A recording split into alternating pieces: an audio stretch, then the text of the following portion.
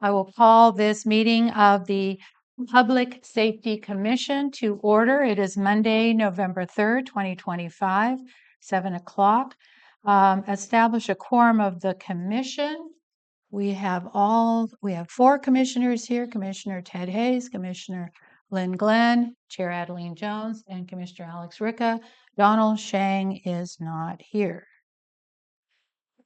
Okay, we need a motion to approve the agenda. Is there anyone who wants to change anything around? First from commission, and then we'll go to public to see. Anything you want to move? It's a full agenda, so. Yeah, howdy. I move to approve the agenda as submitted. Okay, I'm going to open it up to the public. Is there anyone in the public that would like to change anything around the agenda? Okay, so we have a motion by Lynn Glenn, seconded by Alex Ricca. And any opposed? All those in favor say aye. Aye. No oppositions. That was an aye from you as well, Ted? Yeah, aye. All right. We're on public input. The public is invited to present petitions, make announcements, or provide other information to the commission that is relevant to the scope of authority of the City of Blue Lake and this commission, and that is not on the agenda. The commission may provide up to 15 minutes for this public input session. To assure that each individual presentation is heard, the commission may uniformly impose time limitations of 3 minutes to each individual presentation. The public will be given the opportunity to address items that are on the agenda at the time the commission takes up each specific agenda item. Is there anyone here for public comment? Okay. All right. So Lynn. I have a new announcement, which is not on the agenda. So we discussed this amongst ourselves and decided that I can still be a member of the public, even though I'm a safety commissioner. But the question is, were you going to talk about in your report at least the flood fight training? I could, or you could. Okay, but that would probably be better for you since you have a report on the agenda and it's been the public's been noticed. But I will say one thing as a member of the public that the city I just heard about an hour ago is planning to do a sandbag training on Friday, and there's no time and place yet. But anybody who's interested, or if you know people who might be interested, that would be great to have as many people in the community as we can trained to sandbag properly. So that will be hopefully on the website, the city website, when there's a time, or do we have a time yet? It's gonna be in the corporation yard. Okay. It wasn't the corporate yard, yeah. And do we have a time? I'll get back to that. Okay. Well, we'll advise people to maybe check on our website. We have some time. It's only Monday, and if this is on Friday. The training is gonna be on Friday at 4 p.m. at the courtyard. Okay, 4 p.m. Thank you. All right, thank you for that announcement, Lynn. And then anyone else from public? Seeing no hands, we'll move on to item 4. Approval of minutes Tuesday, September 2nd, 2025 special meeting. Now, I pulled these together from my notes, from some of notes that Alex made. So that's why they look pretty brief. But the important thing is the motions, the seconds, and the votes. So that was definitely recorded here in our minutes. Do we have? There's a correction, item number 6. Okay. The representative from the sheriff's office was under sheriff Jesse Gallon, which is spelled B-R-A-U-D. B-R-A-U-D. B-R-A-U-D. Okay, I kept trying to find what his name was. He introduced himself, and it was hard to hear even from the video. So thank you for that. Any other corrections or additions from the commission? You weren't here, yeah. All right, and anything more from public? All right, back. Well, I would like to thank Tom Means and Tony, who certainly cleaned up my notes and did a yeoman's job in preparing these minutes. My notes were pretty scattered. So thank you, Adeline and Well, and I don't see it on here, but we need to choose a secretary for this evening. I mean, I'm taking minutes and I can, I can do it, but it's going to be very bare bones, like what you see here, because it's hard to be chair at the same time as being minute taker. Yeah, I'll go ahead for tonight. Oh, thank you. Thank you, Ted. Thanks, Ted. Okay. And that's interesting because I'm taking over for you at the Mad River Grange the last two meetings. So interesting. I have the motions and seconds if you don't from the beginning. Thank you for that. So back to approval of minutes of Tuesday, September 2nd, 2025. The reason it was called a special meeting is because the first was Labor Day, so we couldn't meet that night. So that's why they're calling it a special meeting that night. Do I hear a motion to accept the minutes? I so move. And do we have a second? If it's not a conflict of interest, I'll second it. Yeah, I think it is okay because Lynn wasn't there. That's why she's not seconding it. So Alex, that would be great. Okay, it's been moved and seconded to accept the minutes of the September 2nd, 2025 meeting. Any further discussion from commission? Anyone from public? Back to commission for the vote. All those in favor say aye. Aye. Opposed? And I abstain. you're abstaining. Okay. All right, let's move on then. Agency check-in. Do we have anyone here from the Blue Lake Fire? Do we have anyone here from Red Cross? Do we have anyone here from the Sheriff's Department? Thank you. Welcome. Good evening. Yes, it is. All right, a little damp out there, but Yeah. Josh McCall, I'm lieutenant with the sheriff's office. I'm in charge of our patrol operations. It's been a while since I've been here. I used to have the North Area operations, which consisted of McKinleyville and Blue Lake and all that stuff, and now I have operations for the whole county. So For the record, would you spell your last name Yeah. for us? MCCALL. MCCALL. Okay. Call. Okay. Thank you. I don't have anything too significant. Have the stats for Blue Lake from the month of October. These typically be the same stats that are sent to the city staff monthly, but just to kind of share them for the month of October. And this is for the greater Blue Lake area. So while it obviously includes the incorporated area, it obviously expands out beyond that into some of the Glendale area and stuff like that. That's not part of the incorporated city of Blue Lake itself. But with that, calls for service in October were up slightly from September. We had 290 overall in September. It was 296 in October. With that, reports taken, we're only up a couple. We went from 18 in September to 20 in October. Felony investigations were down by 5 from the previous month, 10 in September, 5 in October. And misdemeanor investigations, conversely, were up by 5 from the previous month. We had 23 of those for the month of October. Of the major assault, homicide, those types of things, we had none of those, luckily, for the month of October.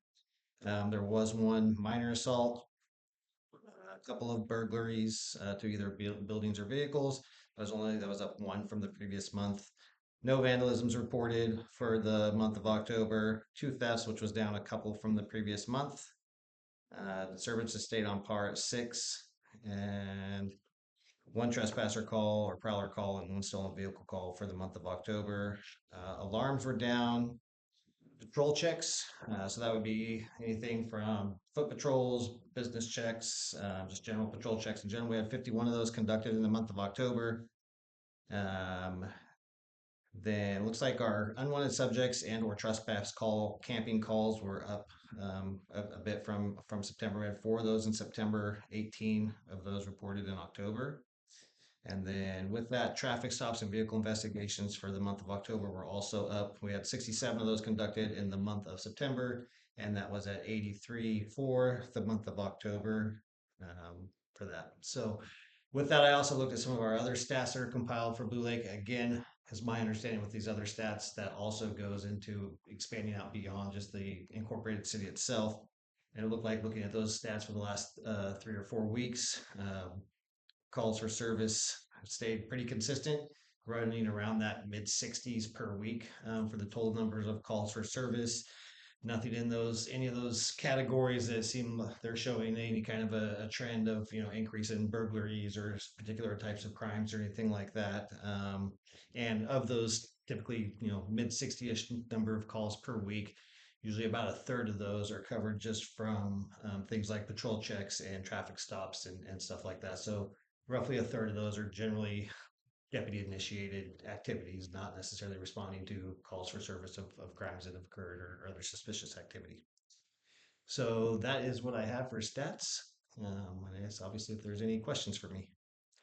So, since we border 299, anything that's done along 299 is considered part of the California Highway Patrol. Is that right? So that wouldn't show up in your reports? Generally speaking, yes. So it would depend on the nature of the call, but for the most part, yeah, most stuff that's going to be on or along the freeway is typically going to be a CHP call.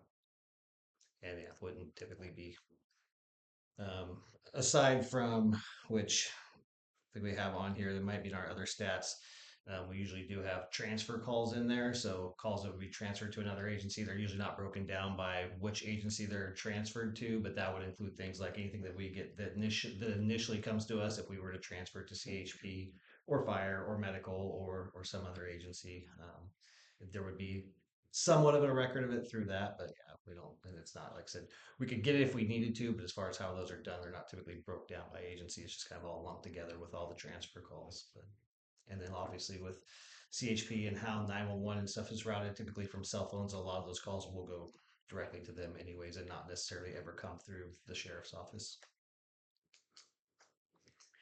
Okay, very Do you interesting. consider, or do you have a transfer in between the Rancheria law enforcement and the sheriff? Do as far as yeah, I mean when there's calls if they have so like right now Chief Miller is the only cross deputized um, member of the Rancheria Police Department. They have another officer that's in field training with the sheriff's office right now to get his cross deputization. But yeah, if there was something occurring at the Rancheria, especially if he was off, Chief Miller's on duty, then we may respond as well, depending on what it is. But yeah, there are times when those calls will be transferred that way if it doesn't go directly through the Rancheria. Any other questions from commissioners before I open it up to public? We used to have the statistics as part of our packets. and Yes, on I the know. agenda too. Yeah, So can we make that request? yeah, let's put that as a future To agenda staff? item because I think we've mentioned that before. So, police log, isn't it called? It's sheriff's log? Or sheriff's log? Yeah, I know that. Yeah, the stats are usually sent to I believe, the city manager every Okay. month. So yeah, and then they should be able to get whatever, stats are forwarded. Yeah, to we've the gotten city them each in the month. Yeah, past, so it's unusual that we haven't yeah. If gotten you them. just ask for the sheriff's office stats, whatever, I'm sure they'll know what your monthly stats. They'll know what you're referring to get you those. Right. Pretty much what you just gave us Yeah, it's orally. basically the Just, same thing I just yeah, gave you. Yeah, yeah, but it's nice to have the figures in yeah. front of us and we can ask But it's better nice to questions. see it ahead of time and have an idea. So there's something versus hearing the numbers for the first time. Yeah. Yeah. I don't know how long you've been with the department, but are the statistics for October pretty in line with what's been happening in the past years for this month? I mean, I couldn't say for Yeah. sure without going back and looking at those Yeah. for the past years. I Yeah. would guess that they're probably fairly consistent. I don't think any Okay. significant change to anything that I would see looking at this. Okay. Thank you. Any other questions? Commissioners, Ted and Lynn? All right, open up to public. Anyone have questions from the public? All right, well, thank you very much for coming, Josh. Thank you for your report. We appreciate it. And then also, do we have an agency check-in from the Rancheria? Hi, how are you doing? Thanks for coming out. So, hello, my name's Andrew. I'm the emergency manager for Blue Lake Rancheria. As of this month, I have been there in that position for a year. Andrew, would you give us your last name for the record? Bogar, Bogar. Thank you. So we've recently completed training with so it's flood fight training for the Department of Water Resources, which members of the community, City of Blue Lake, were able to participate in. So I'm glad we got ahead of that before the rain really set in. Coming up next, we have MGT 383, which is Emergency Operation Plans for Rural Jurisdictions, and that'll be in November 12th. There's still plenty of seats available, but if anyone's interested in writing emergency plans, so if anyone knows where your emergency operations plan is, your EOP, um, looking through that, updating it, making sure that it's still relevant and up to date, meets your needs. If you have any questions on how to do that, this is a free class that'll help kind of. Uh, What time is that on the 12th? that'll start on 8 a.m. and will run to 5. It Oh, is wow. only it's only a single day. Okay. Yep. And then I'll just from there, I'll do a quick rundown. All of this information can be found on the Resiliency Training and Innovation Center's website, or RTIC. December 10 to 11, we have ICS 400. January 22nd will be MGT 415, which is disaster recovery in rural communities. So essentially, should the worst happen, the water rises, the fire moves through, how do we put the pieces back together? And then February 10th through 12th will be ICS 300. And then March 11th through 12th, we'll be doing ICS 400 again. We're still actively looking for other courses to bring to the community, but we're getting ready to go into the period of looking at next year's calendar and putting on what we would like to host. We have some capacity still to teach some community emergency response team training, some disaster preparedness academies. We still have some financial fuel left in the tank to do that. We are also now qualified as of this week to do first aid, CPR, AED. We're still working on the logistics of how we're going to facilitate that. But both myself and one of my coworkers are certified to teach that. We just got to put our ducks in a row to make sure we can actually deliver on it and do all the back end administrative to issue certificates of completion. Oh, So- will there be a cost? More than likely, there'll need to be a cost because the data management on the back end for the Red Cross, there is a need to pay for that. But the idea of keeping it as realistically inexpensive to the consumer or the student is what we'd like to look at. One of the things that we are realizing is in the current environment where grant funding is becoming restrained. If anyone's paying attention to the news, and just early this year, we were just saying, hey, all grants have been frozen. Like you could feel the anxiety across all of the nonprofit communities and organizations that rely on grant funding.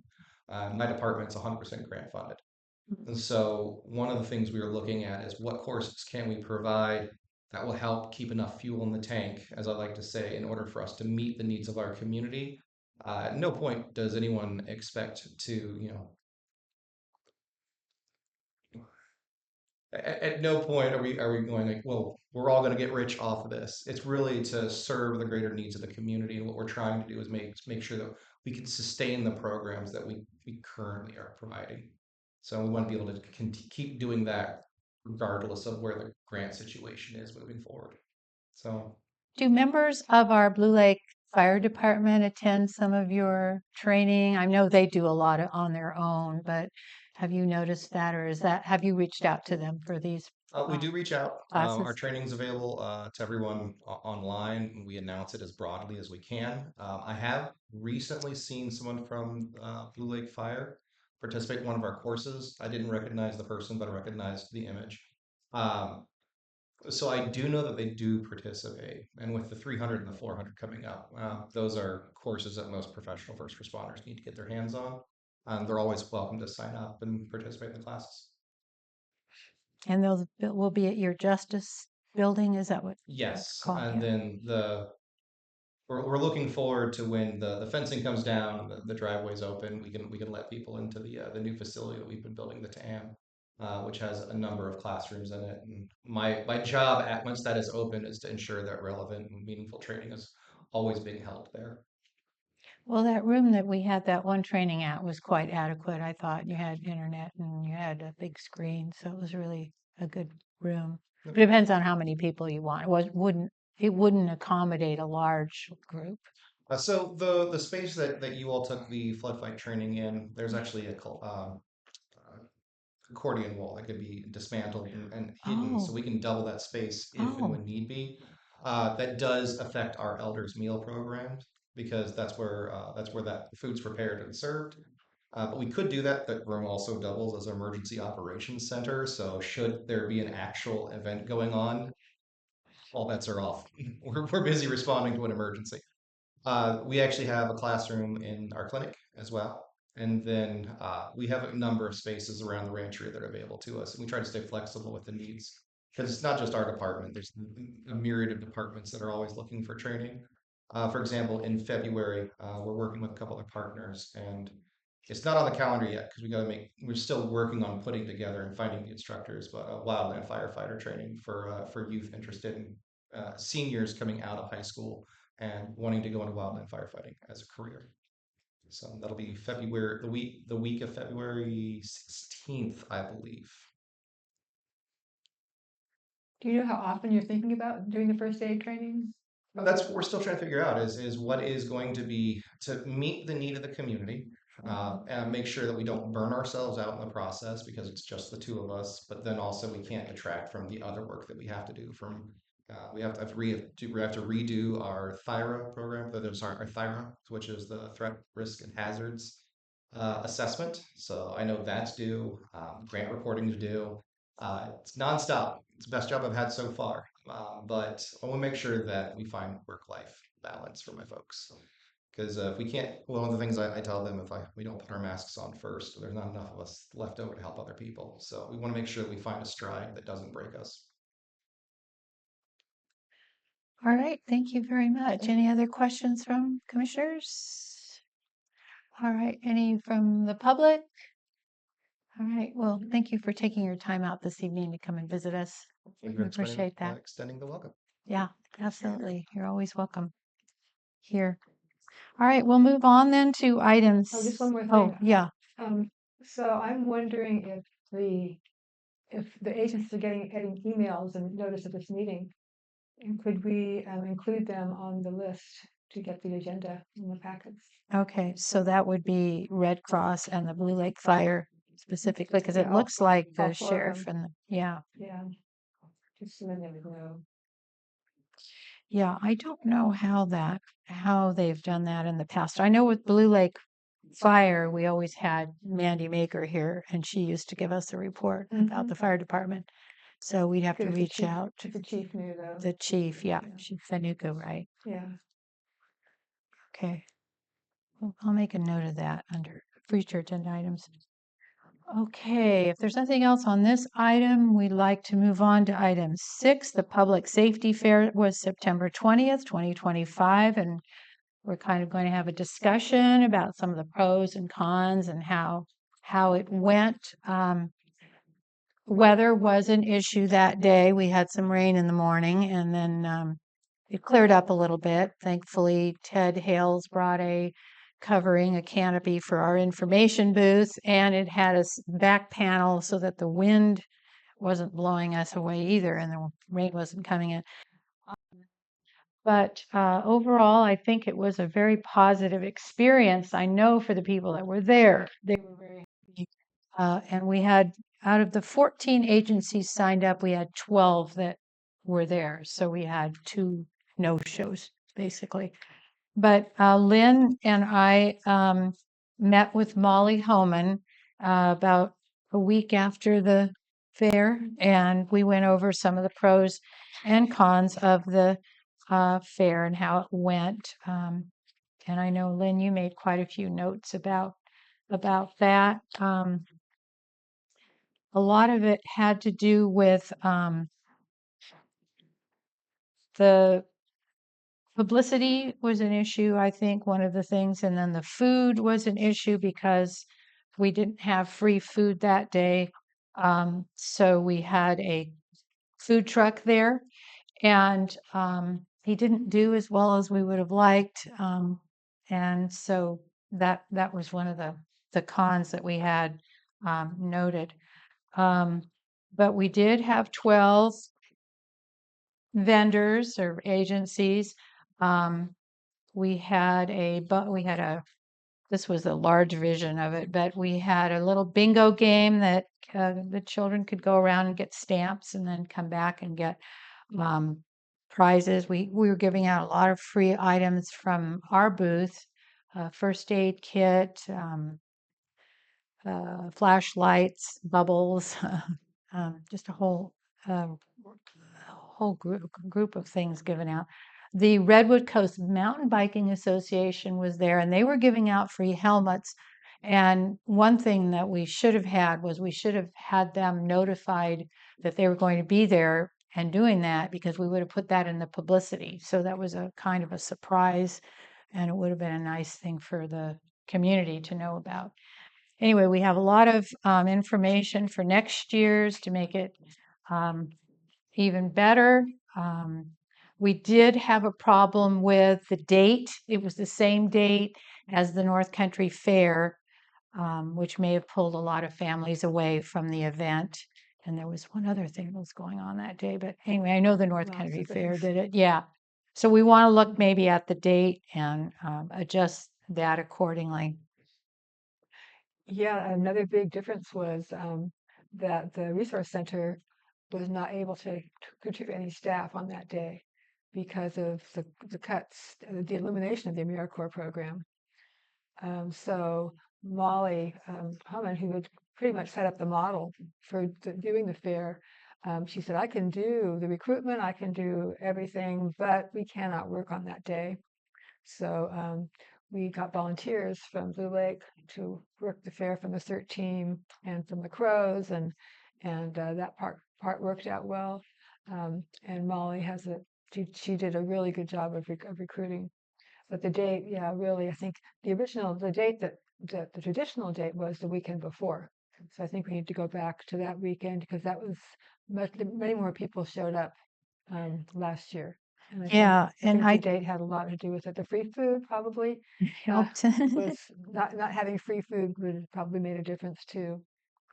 Yeah, we weren't able to get that date. By the time we decided we were going to have the fair, I notified the Parks and Rec Department, and the picnic grounds was rented that day, Right. that weekend. That's what happened. So we really have to get our Now, order in. Yes, probably it wouldn't be a bad idea to get it Mhm. in sooner rather than later, because people start renting the picnic area. So that Yeah. spot evaporates. And then the rain was a problem. The problem is that we had the Touch a Truck event, and the Touch a Truck was really popular with the kids and families. But at the very last minute, Glenn drove out and said, "Can't have trucks on the field because the field was too soft," and he didn't want to tear it up, of course. So we had to pivot. And Kit Mann was kind of took charge. He was a point person for working with the trucks, and they went and put the trucks along the road on Blue Lake Boulevard. Excuse me, not the Blue Lake No, Boulevard. I'm sorry, railroad. railroad. Um, and actually, the trucks liked it. They kind of said the ambulance, for one thing, when they come, they have to be able to leave because they're on duty, and they had to leave in the middle of it and come back. So that worked out really well for them. So I'm thinking that maybe next year we might want to actually put them on the street, but maybe down towards the playground, because when they were up here on Railroad, people came and didn't touch a truck and didn't know that there was a whole fair down in the park, and the vice versa. People who came to the park didn't know because there was no visual connection. So we need to fix that, and Yeah, they should probably be on Charlton Road, we have to on the do other some side of the playground. traffic management. Hmm. Make some changes, but that, I think if we can get our date now and we have a good model, and I think the rest of it worked pretty well. I brought some new materials that the pod group was able to distribute. And these are from the state. The state has a program, the emergency preparedness program, is called Listos. And they have a kind of a different version This is the old shaky ground that a lot of people are familiar with. This has all the information you need to be prepared for emergencies. And this is a much simpler approach to it. So these disaster ready guides are free, and there's some over there on the table if anybody would like one. And then this was pretty popular because we don't really think about the fact that if there is a really serious disaster, people are affected emotionally. You know, physically is an issue, homes, you know, resources, physical things, but also mental issues are important to be aware of. And there's nothing wrong with that. It's just here's some resources here to prepare ourselves. So those new materials are really helpful, I think. I happen to have a calendar of September 2026, so I believe it would be the 12th instead of the Okay. 19th. 12. Anyway, we'll Next keep year. that. Yeah, we can keep that in Right. mind. Any other comments from commissioners before I open up to public?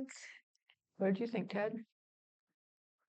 Went fairly well, given our constraints, weather and notifications. Mm-hmm. So Yeah. just use what we learned this year to improve it for next year. Mhm. Is there any comment from public concerning the fair? I am curious about whether or not the fair is something that has always or traditionally happened annually. Because I think last year there hadn't been one for a while, and then we had one, and it had a huge turnout, and I think the helicopter was part of that. Right. But so I just wonder if we did it every other year, if that would maybe have a better result or not. I don't know. I just don't know what the practice has been. Well, when the Public Safety Commission first formed, one of our goals was to provide public awareness event every year. And we kind of landed in October because thinking that school was back in and that kind of was the time. October was a little bit late. Because in some years we did do a fair like this in the park. Other years we'd have meetings over at the Grange. We had some pretty successful community meetings. One particular year when Lori Dangler came and the Humboldt Municipal Water District came and talked about the dam, safety and that kind of thing. So it's varied as to what events that we have done, and I don't know what in which one. I left the commission after a couple of years, so I don't know in the interim. I know they did do some fairs, but probably not every year. Right. But I don't think there's anything wrong with the consistency and doing it. If we find next year we still have a low turnout, then that might be something to talk about. I don't know. Thank you. Any other comments from public? Okay, we'll move on then to item 7. Refrigerator emergency magnets, discussion, possible recommendations to the council. And you all have your pictures of the magnet. I have the actual one from my refrigerator, looking pretty banged up. So I did contact the sheriff department per your suggestion, Elise, and I talked with Katie there, and she said, no, there's no money for anything like that. So then where I went was the Pacific Paradise K. I was going to say Pacific. Okay, Paradise K in town here. I thought, let's go local. And so I brought the magnet, and he got back to me and said, for 500 magnets, this is basically the size of a business card, it would be $200, which I think is pretty reasonable. And there's about a 3-week turnaround. 3 weeks for him to do it. They can print it right away, but they can't get the magnet, get it all put together. So I'm wondering where to proceed from here. Is it something we need to recommend to the city council if we decide to go this route? And it's such an inexpensive item, and yet I think it's so important. We've verified all the phone numbers. The only thing we should change, the 911 should be the same, but we should add 707 to all of these, because when children if a child, say, is making one of these phone calls, or even adults forget that we have to add that 707 at the beginning. So that is one thing. And then the other thing I thought would be nice is to somehow get our new logo in there, which Paradise K can do that. A small version of it, like I have a small one. Oh, we have this one here. It could be either the one with the Well, seagull that's or full color though, so Yeah. we're gonna bump up the cost perhaps. I don't know because he saw this and saw that it was 2 color Mhm. because it's got the city blue. So anyway, we can discuss it. They're all out of them at City Hall. They're clean out. They used to give them out Mhm. regularly. I wonder if, does the Grange still have grant funds, do you know? Sometimes I know the Grange contributes to projects like this. Um, That would be a specific request for the Grange for a donation. We don't Right. have grants. For donation, right? Yeah, we So don't. does that yeah. happen still? You can correspond and request the Grange for money for that. Has That it would happened be- recently? Are you guys Well, aware? like we get requests from like the museum or Del Art or whatever groups, they ask for like one-time donations. Right, Um, and so you can ask for one and then we would vote on it. okay. But it's not just the Grange. There's the Monica Club, mhm, there's the Ladies of the Lake, there's the Old Crows. mhm. And $200 is in this day and age chump change. I know. I mean, I'd be willing to kick in $50. I know. I was Right. thinking of that Mhm. too. I would be So willing I to think, donate. but it's also good to get the community aware, because I think that that type of magnet on a refrigerator is a good idea. Mhm. And I think that if we put it out there, as if we have license from the council to put it out there as a public safety commission to write the letters to those organizations, or the council can do it. I'm not just that we start that way, and then whatever doesn't come in from those organizations, perhaps individuals who Self-funded. with an interest in it can serve as a backup without any Mhm. problem. Mhm. One Because- thing I would like to consider is adding our evacuation zone to the magnets. It's a little bit problematic though, Yeah, because that's big. um, because the evacuation zone, any of us who've seen the publicity or seen what happened when the fires were happening, you saw that the sheriff uses the evacuation zone numbers to tell you whether or not you have to evacuate quickly. So it's an emergency situation, and I don't think most people know what the evacuation zone is. But as you can see on this map right here, the zone for Blue Lake, we have one number, and the Rancheria has another zone. So I'll show you all. So this is how the sheriff breaks it up. So we in Blue Lake proper are hum EO49. So that's our evacuation zone. The Rancheria is hum EO48. So if there was a notice, for instance, to evacuate quickly or to be on standby, because maybe you have to evacuate in the future and you just need to be ready, you would need to know what number your zone is. Then this is the freeway. Let's see, up here, 299. So this is just a different zone. And so it's possible people in our area, and certainly in Glendale, could be in a different zone. So the question would be, we function only for the city of Blue Lake, right? That's who we serve. And so our anyone who lives in city limits would be in this zone. But we also want to include the Rancheria folks because they're really kind of part of our city too. So we would put then 2 zones, Rancheria, City of Blue Lake, 2 zone numbers. So that's a I think change. I don't know. I think that's getting a bit more complicated, than Mhm. than having all that information on a simple magnet. I think what you're saying is valuable, Mhm. definitely, but if most of these numbers are not really for something that's like an evacuation situation, Right, because Yeah, there's the yeah, garbage, plus on garbage. something that size, it's getting very crowded and busy. right. And losing the main thrust of that. Here is who if you're having an emergency or something, Right. here is who you call.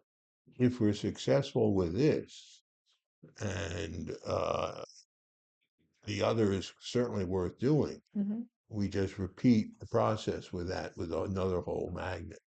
Which we can do because the alternative is the sheriff has put out separate magnets. Yeah, you have it Mhm. already here. Yeah. Yeah, so Right. this, it'd be two magnets instead of one. It would be a little more confusing perhaps for people. But the, I think it's important, particularly because in Blue Lake, we are threatened by the dam failure. And that would be an immediate evacuation situation. I think it's really important for people in Blue Lake to know that there are evacuation zones, and they don't, and what our zone is. So yeah, we could make a concerted effort maybe to distribute. We could get more magnets from the sheriff and distribute at the same time Mhm. if you wanted to, or Well, these have typically, these have been at City Hall. Provided some magnets with the evacuation zone information on.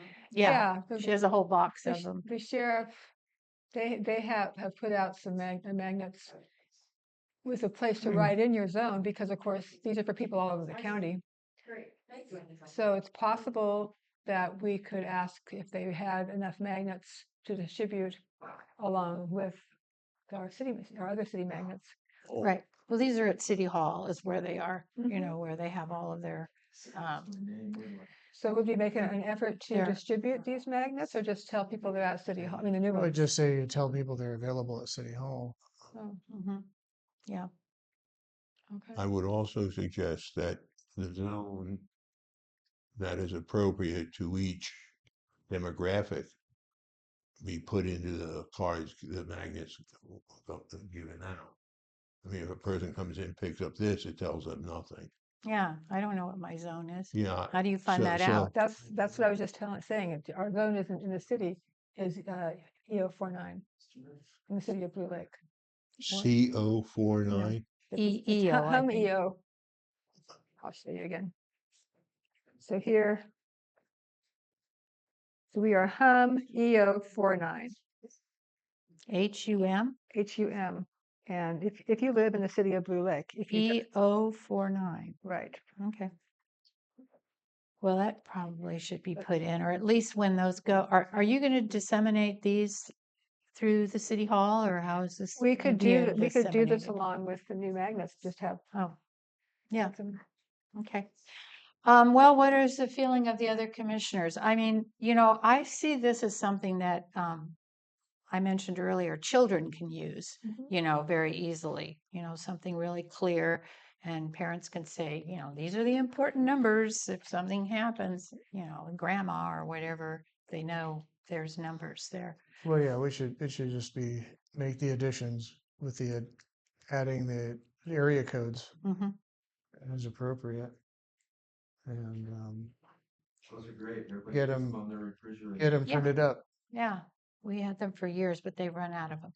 I think particularly the public works emergency number is something people don't know, and they need to know right away Mhm. after hours. So I think that's The particularly first helpful. step would be find somebody with the expertise to put the necessary information on it that size and draft something that Paradise K can print off of. Oh, do they do the graphics? Paradise? Yeah, they Oh, do the yeah, graphics yeah, and everything. yeah. He saw this and he gave me that quote, $200 for 500 of them. I said we needed 500, which is the quote I got from Tony Quigley at City Hall.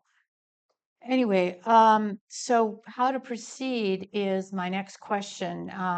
Do we want to recommend to the city council that they endorse our idea and that we will attempt to get donations for this magnet?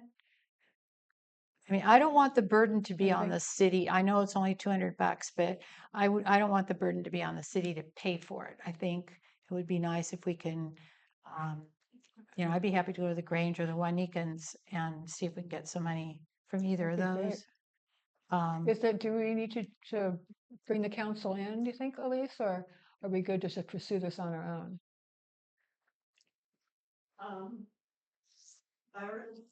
Yeah. I think if you guys want to raise money and do it, I think that's kind of all right.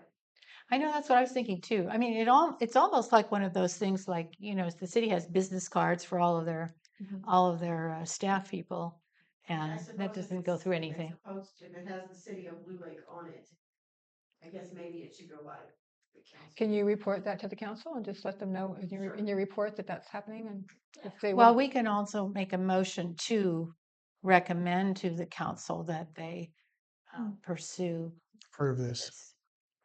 I think it should go. I think there would be for a approval. stronger message behind it. Okay. See, possible recommendation to the council was what I put on there. So I'll open it up to the public if we're done. Oh, did you want to hang on a minute? Commissioner Ricca wanted to say something. I would suggest a motion that we request the council to approve, I mean, get council authorization. But in the meantime, we draft a copy, find, a professional copy, and we draft a letter to the organizations requesting, if we have 5 organizations, that'd be $40 a piece of each organization. And I think that's certainly reasonable for this. And pass that motion, and so we can have the letter and hopefully the draft of the card available for the December meeting. In other words, move it along rather than take the laxity. Anything I think Alex is a good point is that we should have a draft ready to show the council. Since Of we're the- asking for the draft of approval, both. you know. Yeah. What the actual magnet will look like from Pacific Yeah, K? You mean exactly. okay. Yeah. Have right. a finished product. They should be able to give that to us and then submit that to the council. Okay. Okay, I can go back to Paradise K and ask them for that. All right, persons from public would like to weigh in on this. Are you speaking as a public or as the council? Oh, I'm both, maybe. I'm just thinking if we're, there's quite a bit of real estate on this mock-up here that doesn't have any numbers in it, we could maybe get the evacuation zone in there and get it all on one card. But my thought, just as far as bringing it to the council, is if you solicit donations and that gets, you get committed donations and then that comes to the council, that makes it easier and quicker to go forward. Oh. Thank you. Okay, thank you. So I move that we, sorry. Other I public? was gonna say, instead of maybe putting a logo on there, which might involve more expense because it isn't colored, perhaps leave that off, just have City of Blue Lake, and then you will have room for the evacuation zones. There you go. 48 and 49. That would be my suggestion. So so on this, it should say evacuation zone HUM EO49. City of Blue Lake, and then the Rancheria, EO48. Okay, I'm confused now. All right, what Is all it- should it say now? Well, if we're going to be also, people in the Rancheria also get water service to the city, I presume. Yeah, So, but they're not part of the city. They're a separate nation. right. Okay, They go are. ahead. They would, I guess they wouldn't, would they be calling, they'd be calling 911, and maybe they have Blue Lake garbage service. So I think some of these numbers would be helpful to all of us in town, even our neighbors. So we have, because the evacuation zones are different depending on if we live, if someone lives in the city limits or in the Rancheria. Yeah, see, Yeah. that's where I think this is, I mean, we already have these, so I'm not sure if we necessarily need the Right. evacuation zone on this. I mean, we can take off the logo if you don't want the logo. I don't think that matters one way or the other. How much more is the Percent. logo anyway? Just have that. It's like $10 or. No, he didn't say, he just said, because I mentioned it to him. He just gave me a flat fee of $200 for 500 of these. And it's two, So- it's two It's like color, 10 right? or 20, I'll pay that for, put the logo on there. It looks better anyway. Yeah, I know, that's what I It's more a question of space Yeah. than that, Yeah. okay? I mean, mean, the we're talking about logo's a this- good idea, but the information's more important. Yeah, And if you make it too busy, too crowded on that, yeah, people's eyes glaze over it. yeah. And, I mean, I just noticed that it's pretty small here, or there's this one here that's a little less Yeah. busy. Well, I It's think been I used. withdraw my request to add the evacuation zone on, because the other thing I'm thinking about is it's just confusing for people. People don't know what the evacuation Yeah. zone is. Yeah, And I think on it would these be. magnets, there is the QR code that they can use to find out what we're talking about here. Which stands for quick response. QR. Did not know that. So if the logo goes back on and the five numbers, 1, 2, 3, 4, 5 numbers. Yeah. yeah. Okay. I think it might be clearer. And then I would like to make a concerted effort to get the sheriff's magnets to people as well. With the So QR code on them. let's have a clean motion now. What would you like to move? That we proceed with Drafting the drafting card, the magnet the magnet, and letter, soliciting. a donation letter to local nonprofits. Is that a motion? Uh, Sure. I was suggesting it, whether somebody else wants to make it or not, but No, it sounds good. So the motion stands that we're going to get a prototype of what this looks like and Mhm. then proceed with letters to the various, We should specify, so letters to the Grange and Yeah. Juanitas. What are the other organizations? I would say Grange, The Old Crows, Grange. Juanitas, Old Crows really doesn't have money, do they? No, I don't think. they're individuals. They can do, Okay, can take Old Crows. they can raise it. Juanitas You- have money. Well, I think it might Some. be most confusing and quicker to just do the two, ask the Grange and the Juanitas. Oh, okay. And then that'd be $100 each. Okay. Okay. Okay, who wants to write it, the letter? All I'll right. volunteer if Oh. nobody else wants to do Okay, it. Alex, go ahead. get Okay, it from you. and so if I get the letter to You can get it to you me. and Well, Ted, the or Grange to meeting is the Marlene's 12th. across the street. Is Marlene still president? Yes, or she is. I'll take it across the street to her. Okay, the meeting is the 12th of November, which is roughly 10 days from today. Okay, We can work out those details, I think. okay, Okay, $100 a piece. And for the the card listing emergency numbers to call a a magnet magnet, a card. refrigerator Magnet. magnet using yeah. All right, I can give you more details if you want. All right, I'll Um, try to get that to you 3-4 days. Okay. Our next Wanika meeting is So do you have, this so Thursday. who's making the motion? Okay, so the motion was made by Alex Ricca to get the prototype from Paradise K of the refrigerator magnet and to begin generating letters to the Grange and To write the draft Wanika. for donation letters to Grange and Juanitas. Okay, and then we will submit to the council. Submit the draft to the council. Yes, Oh, and then for their okay. approval. Yeah, Okay, so that you wanted that included in your yeah, motion? yeah, yeah. And then I'll submit get to the one to council. City Hall as well. Because the next council meeting is on the 19th of November, so we should have that together by then, I'm assuming. All right, is the motion clear to the commission?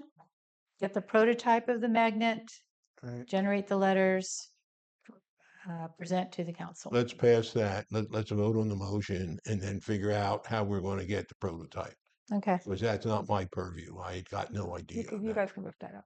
yeah, So you've moved, Just, yeah, He's if you made a just tell motion. tell them what you want, they'll do it. yeah, they do whatever you want, and that's the quote Oh, they gave me. Paradise K? Yeah, Yeah. Oh, okay, okay. great. Oh, okay. That's why I went there, because they're local. I believe yeah, I yeah, believe in going to Yeah. local. You can go to online to get things, but why? Okay. All right, Great, so great. there's That a makes it motion on the floor. easy. We need a second. a second? All right, Lynn Glenn seconds. Is there any further discussion from commission? Any discussion from public? Back to commission for the vote. All those in favor say aye. Aye. Opposed? It passes. All right, this is exciting. Um, Item 8 is pretty quick, safe routes to school. That is something that I went to at the Rancheria on Wednesday, September 3rd. It seems like a long time ago now, but and we discussed sharing walking and biking safety concerns. I actually biked over, so that was good.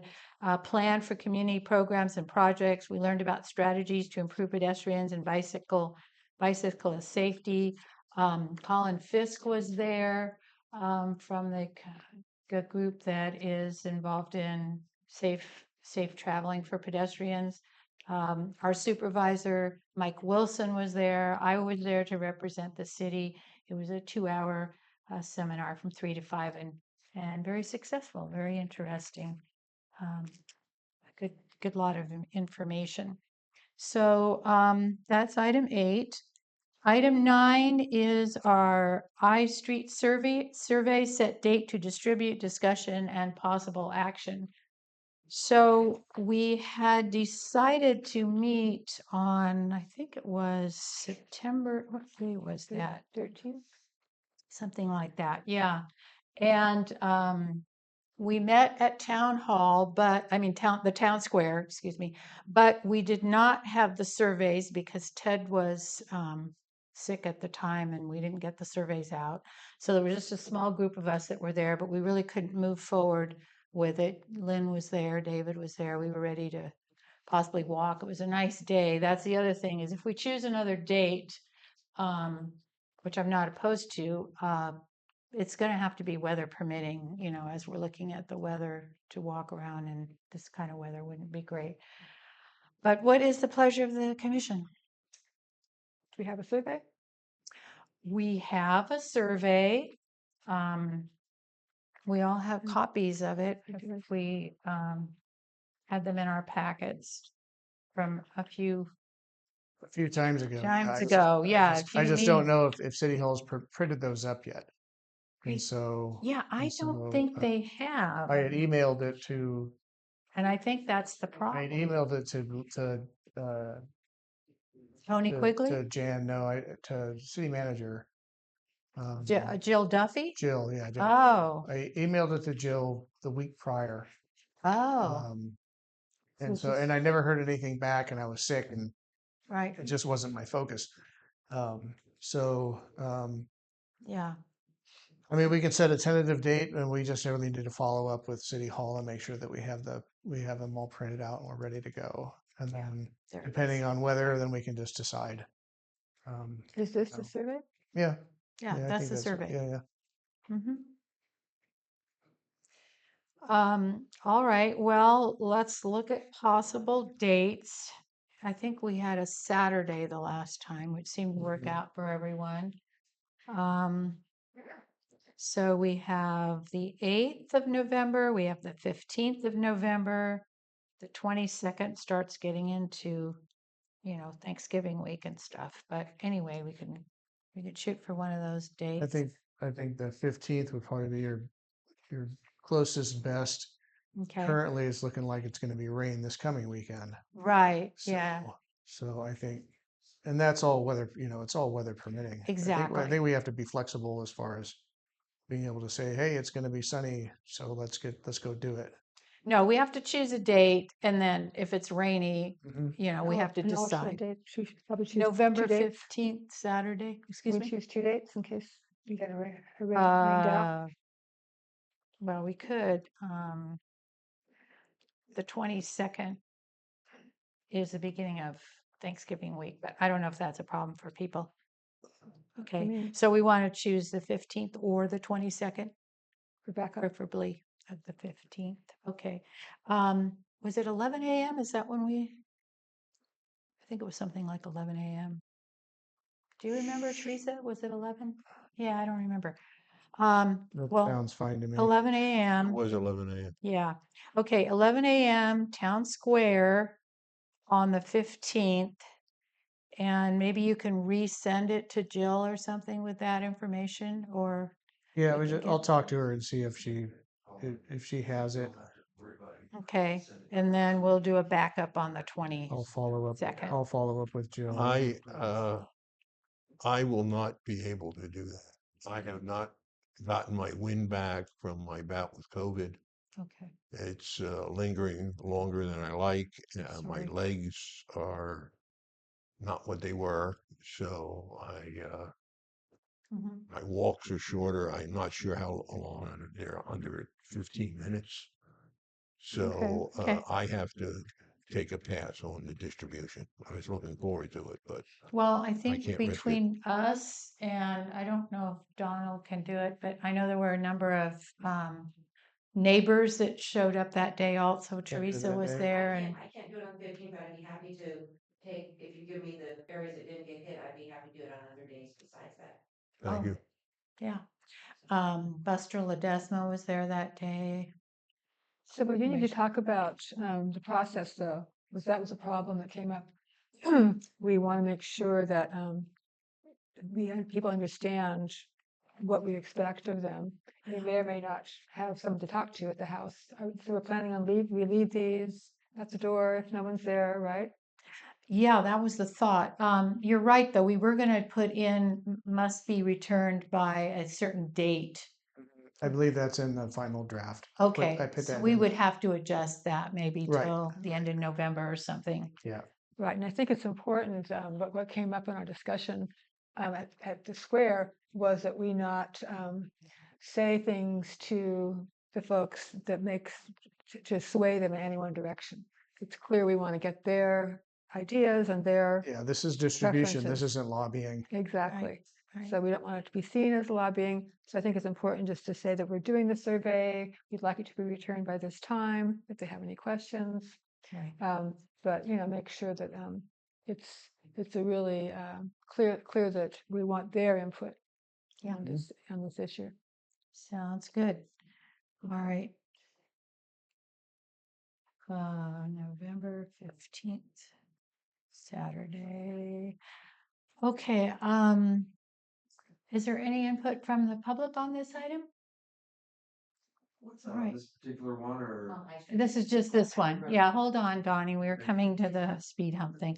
All right, so the I Street survey, we've got that set. All right. Number 10 is October 16th was the Great American Shakeout. How did it go? Commissioner Glenn, report and discuss. Okay, so did everyone observe the shakeout this year? Did you know there was a shakeout? I knew there was This one, year? but I admit it Okay. came and I think went. my granddaughters mentioned it to me. Okay, that's good. I know the school who did it. So the shakeout is something that we do every year. It was October 16th this year, always the third Thursday. And the reason we do the shakeout is because Humboldt County is one of the most seismically active areas of the country, the continental United States. We have more earthquakes here than anybody. We also know that historically there has been a 9 earthquake. And we saw Fukushima, we saw what that means. And when that happens, there'll be both an earthquake and a tsunami. We can anticipate that there will be definitely be earthquakes and some big ones that we need to deal with. And the best way to be able to respond properly and take care of ourselves and our families and our property is to practice. So muscle memory is what we talk about a lot with this. Drop, cover, and hold on. That's something that all the kids learn at school. If you ask any child what to do for an earthquake, they will tell you drop, cover, hold on. If you ask the adults, they'll say get in the doorway, run out the door.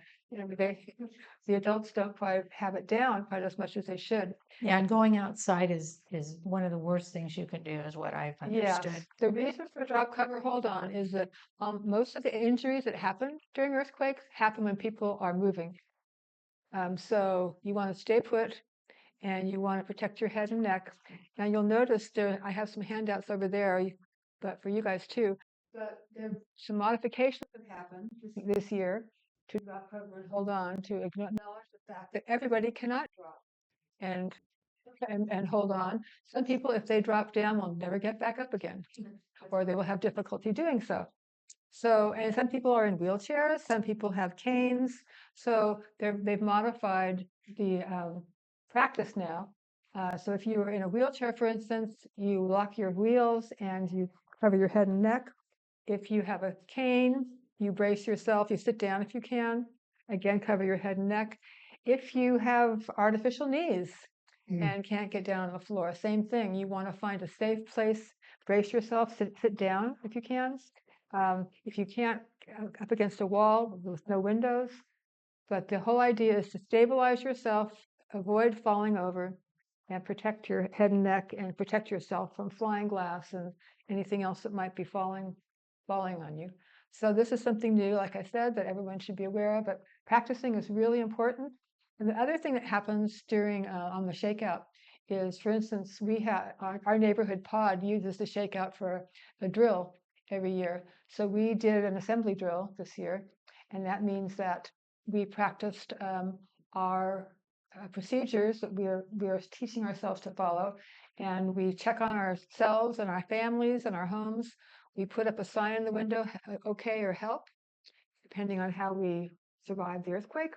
And then we check on, we have 17 families in our neighborhood group. And then we have, within those families, we have buddy groups. So the buddy groups check on each other, we text each other, and then we report, those of us who are home, report to the food booth in the park. That's our assembly point, and see if everybody's okay. So we practiced doing that, and it went pretty well. Some people were at work because, you know, it happens it was on the 16th of October, so it was 10:16, so we did it at 10:16 in the morning. If it's on the 17th, you do it at 10:17. So we did that part, and people were at work. So some people texted the folks at work. Yes, they were okay. Maybe they said, "Can you check my house to make sure the gas line's not broken, water?" So we kind of were trying to simulate the earthquake as much as we could. And the fun part is, we decided that next year we're going to include some problems. Somebody's going to have a fire at their house. Somebody might have some injuries. So we're kind of talking about that. The kids are really excited about this. So it's something we can be ready for.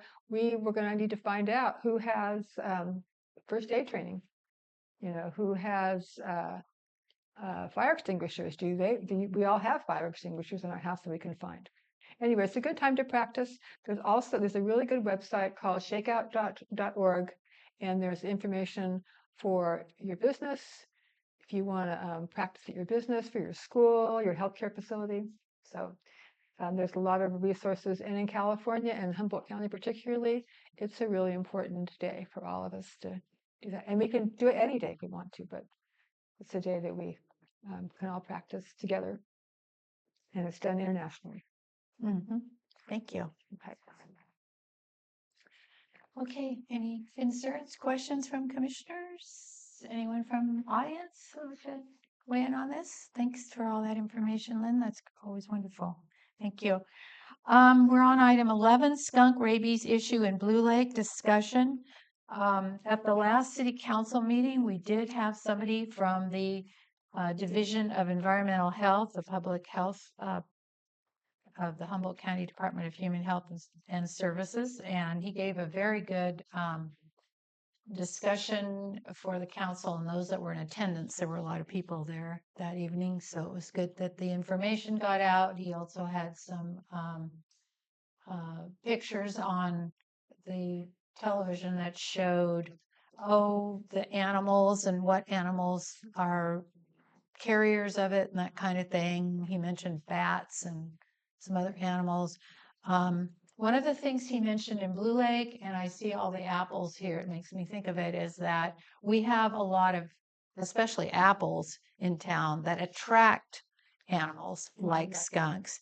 And so then the likelihood of something like that happening is higher because of that. So it is a problem, and he had some statistics about how many people have been affected by it through the years.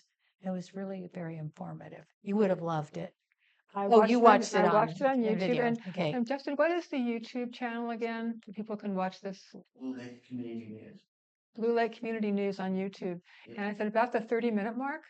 And it's an excellent, excellent presentation. Rabies is fatal. So if an animal gets rabies, if one of your pets, wild animals, they will die. We'll kill them. If a person gets rabies, if they are untreated, they will also die. So it's a very, very serious disease. And we find it happens in Blue Lake cyclically, so every 10 years or so. It's Blue Lake, I think Fortuna often has cases. There are some areas of the county that have it more often than others. The wild animals that tend to get it most often are skunks, bats, foxes. They're the most common.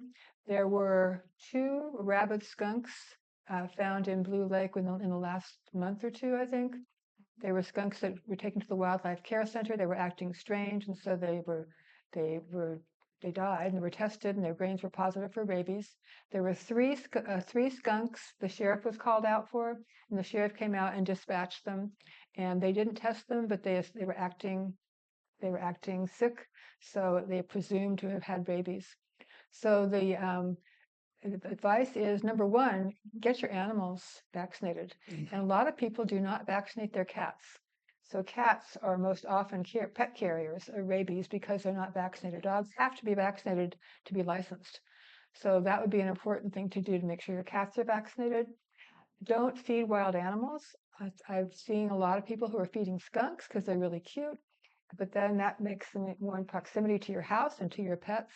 So they recommend do not feed wild animals. If you find a dead wild animal, particularly skunks, and I believe Ben Dolph is the person who's in charge of rabies at Environmental Health, and he was the one who made the presentation. Yeah. And he said that this last week there was a dead skunk found by the city again. I think it was over by the ponds, I think. So if you find a dead wild animal, treat it as if it could potentially have rabies. So do not touch it. Saliva is the way that rabies is passed. Make sure you wear gloves. You can use a shovel, double bag it. You can put it in the garbage. But he said, so vaccinate your animals. If you do have human contact, certainly public health has a program and that you can be vaccinated and they will work with you. And they work with the humans, but environmental health works with animals. And if you need to have an animal tested, they will test an animal for free. So it's an important thing for us to know about. And, we just keep ourselves safe and our pets safe as well. So these are really good brochures. There's some brochures over there. There's these at City Hall, and it tells you all about the specifics. Thank you. Any other comments, questions from commission? Mothballs are a really good cheap deterrent for skunks. You can put them around your house, but your cats won't like them either. But if you want to have a select area where you want them not to get into a shed or something like that, put a bunch of mothballs around there. You still get them at Dollar Tree. So that's something to think about. No, that wasn't mentioned that evening. No. Thank you. Anything mint, if you get wild mint, it works good for them. But They don't like mint either? rats. Oh, It's really good. okay. Any other questions or comments from public? Okay, thank you for that information. And yes, it was a good discussion at the council meeting and a good presentation. Item 12, increase of speed bumps throughout the city discussion.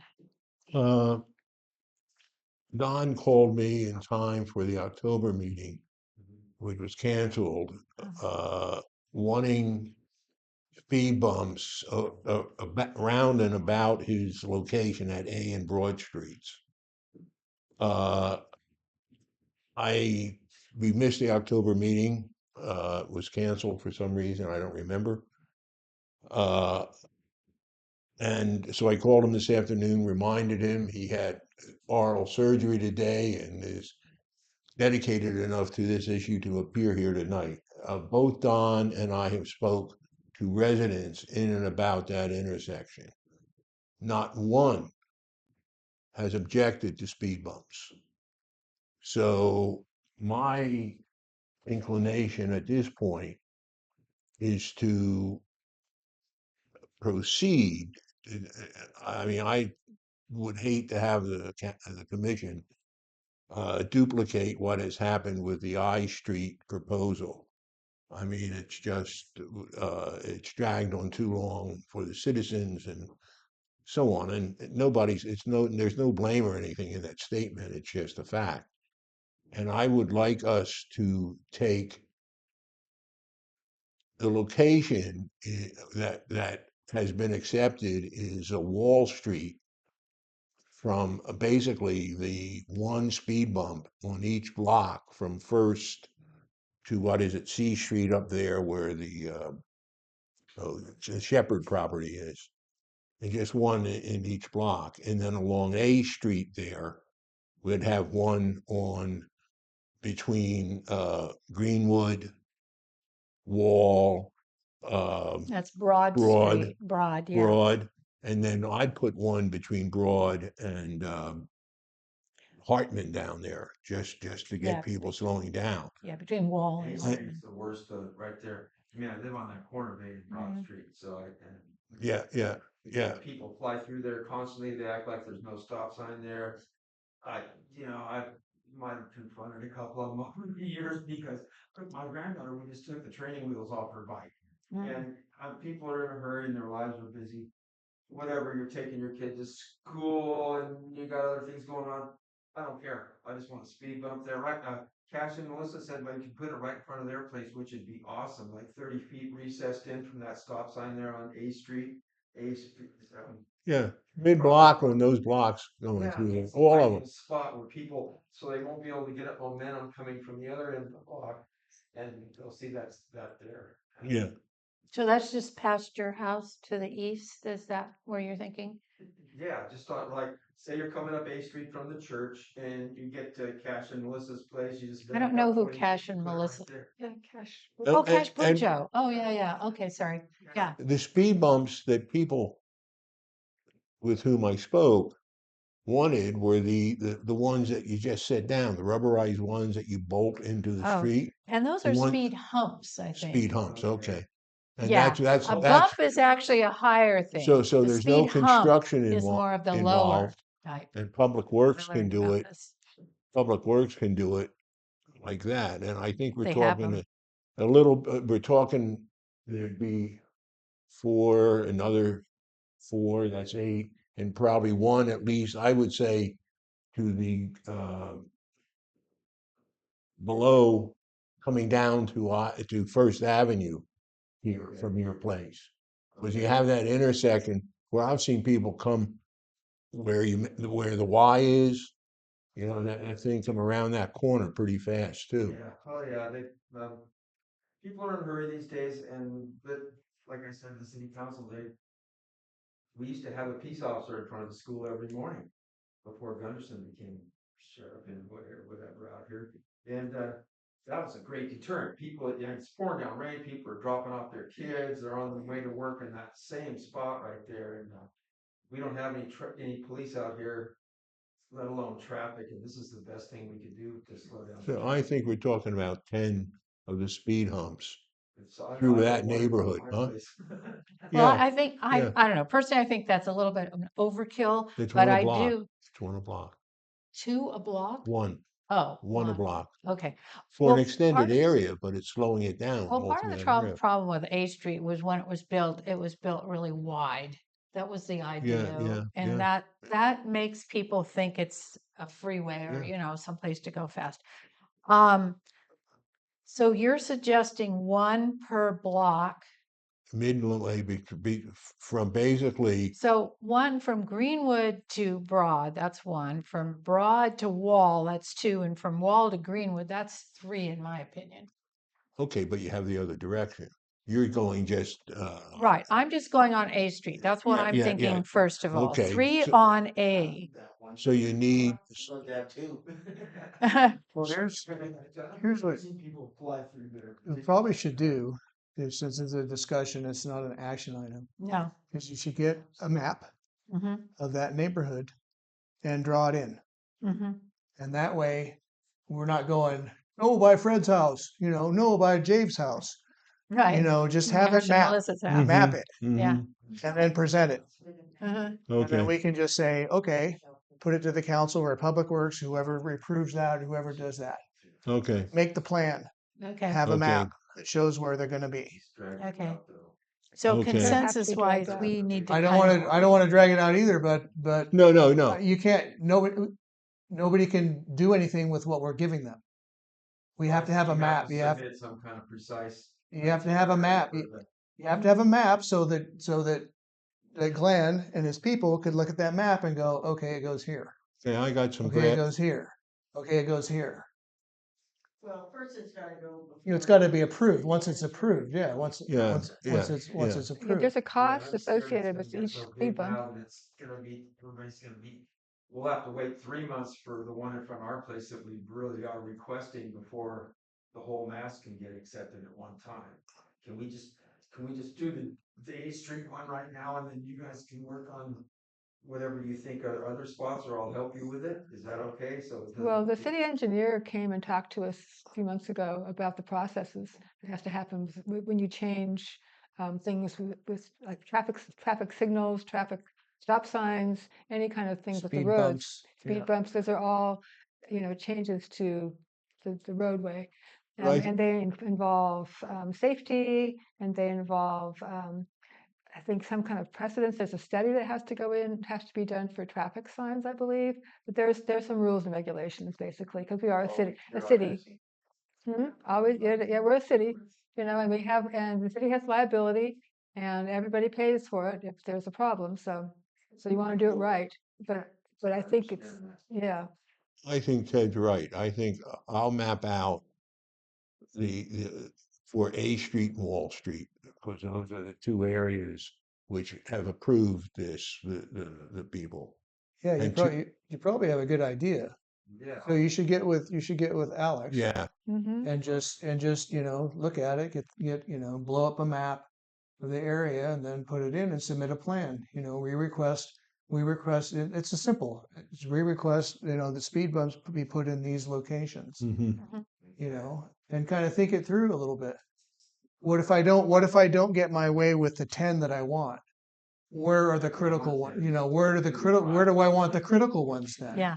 Right? yeah. Yeah. Don't And get so me you wrong. give, I'm for I speed totally humps. get it. I I like totally the get it. I'm idea. saying if you give somebody something that's done and finished, it's a lot easier for them to go, oh, okay. If you just talk about stuff Small town and atmosphere, I and figured I could just Yeah. just ask the city council in here, and that'd be good. Cash is a draftsman, My father was a drafting professor. It's nothing. That way. I know. Yep. Government, all the formalities are kind of overwhelming. All right. sometimes. If it's your own driveway, you Don? can do it. It's a Yeah, minute you one. can do it. Don, I'll get you the map sometime in the next week. Okay, great. Okay. And then we'll just draw some lines on there, or that's okay, Well, necessary, right? It's just going to be lines, and maybe you can then give it to Cash, and he may be able to fancy it up. Okay, Okay. yeah, I'm sure you'd be okay with that. I'm Yeah. tired of it too. So yeah. Okay, we have a plan here. Good idea, Ted. I mean, we have talked about, this idea here has come up, increase of speed bumps throughout the city, because we've looked at other areas of the city too. Yeah, we're talking about I Street. We were talking a lot about I Street, and somebody brought up the fact that, well, there's a tree route on I Street that's working as a speed hump and, in a natural way. Plant a tree. Yeah, so plant a tree. Not advocating that, but anyway, those kinds of things happen in the small towns, and large. Before you go on to Yeah. another subject. Yeah. Do public comment at the microphone. Yeah. That's probably a good idea. Let me just make sure that we're all on the same page as far as this goes, that we're gonna, I like the map idea, Mhm. proceed with that. and then talking to Cash and Okay. proceeding in the right direction. Okay, so we're opening up for public now. Okay, I just wanted to say that I'm not sure the speed bumps on Railroad Avenue really slow down the cars. They're really mild. So that might be something to consider. If you're gonna put one in, put it in, make it big enough so that it actually slows cars down. See, that's the difference between a speed hump and a speed bump. The hump is smaller, the bump is larger. There's a lot of bump then. Uh-oh, okay. Just bringing that up, because those small ones will do, Yeah. especially people that have stints on their cars. I would just like to share that I live on Railroad and I'm between speed bumps. And we started out with the rubber ones that get nailed into the pavement, and now we have the ones that are made of asphalt. And they're bigger. The asphalt ones are much bigger than the other ones were, but they're a more gentle up and down. And so you can probably go over them doing maybe 10 miles an hour if you don't like your car very much. The other ones, if you hit them at more than 5, that just you're going to completely ruin your car. And they were really, really loud. I can't tell you how many times I woke up in the middle of the night because somebody hit one of those speed bumps. They didn't see it and they hit it too fast, and it made their vehicle rattle really bad or jump around or whatever. So those hard rubber ones are pretty awful. That's a 5 mile an hour speed bump. The other ones maybe are 10s. So I think if you want to slow traffic down, the asphalt ones are better, gentler. They're not going to wake people up in the middle of the night if somebody hits one, and a trailer attached to their truck just starts bouncing down the road. So it's, I don't know if you spent it much, if you'd experienced both of them, I think you'd understand what I'm talking about. I think they both slow the traffic down quite well. That's a great point. Maybe some paint in front of them or around them, something to catch people's eye. But they look right at the stop signs and cruise through them already. So I even considered putting like some Christmas lights with some solar source on the stop sign down there to get people's attention. You do what Ruben does and go out there with a big stick. Well, some people have those children at play signs too, like when your grandchild is out there, those little figurines of a child playing is another good idea. I've seen people do that. How legal they are, I don't know. I can't advocate one way or the other. Those little But plastic things. yeah, those little plastic children, silhouette of a child playing, especially when your grandchild is in your I street think there. 5 mile an hour speed hump would slow people down. Yeah, so the kids down too. A couple of the neighbor boys have those electric bikes they ride to Blue Lake, and look, man, they just cruise right through that intersection there. They're gonna get hurt bad, or they're gonna hit some other child or whatever. Well, if you already have a stop sign there, you just gotta They get. just cruise right through them. So But a I speed told one of bump is them's gonna older stop. brother that, hey, you should tell your little brother to chill out, or else he's probably gonna lose his right to ride that thing. I'm not talking to your parents. I'm talking to you. So Okay, I'm sorry. okay. It sounds like we have a plan and we're gonna move forward on that. So this will be brought back to us or, yeah, to Yeah, I think us there has to be. with the map. Okay, So all hopefully right. we can have it authorized within a couple weeks or so, or is it gonna be months or? Months. It's more like months because it's a it's city. a change, we're a city and it's a change in our street Be happy it's months configuration. instead of years, Don. It's In fitting. the meantime, I'm just thinking it's winter now and things are getting worse. You should have seen Aurora when we first took off the wheels of her bike, and her dad had just worked a 12-hour day. He was exhausted, and she just took off. She went and stopped sign around that corner, and Dave's chasing her down the road. I felt sorry for him. He was exhausted. Anyway. Okay, well, thank you for coming out this evening Thanks for and having bringing me. that up for us to look at. We are now on item 13, New Year's Eve poster concerning fireworks, discussion and possible action. Yes, we had a very successful July 4th. Marty's, Thank you. I have the backside of what went on that City Hall printed. This was the front side of the July 4th one. There's a copy of it. I still have the ones for Christmas at my house. New Year's Eve. New Year's Eve one.